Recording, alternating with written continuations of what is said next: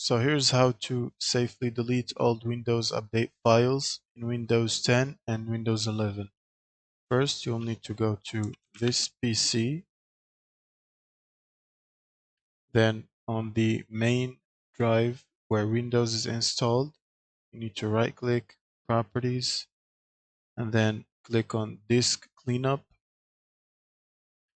Now click on Cleanup System Files. Then wait for it to open.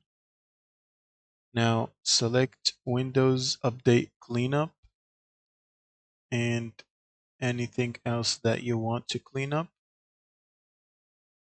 such as recycle bin, temporary files, delivery optimization files, and then click OK, and then delete files.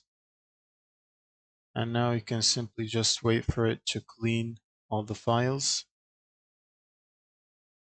Now, once everything is cleaned up, the update files should have been removed. And that's it. Thank you guys for watching and subscribe.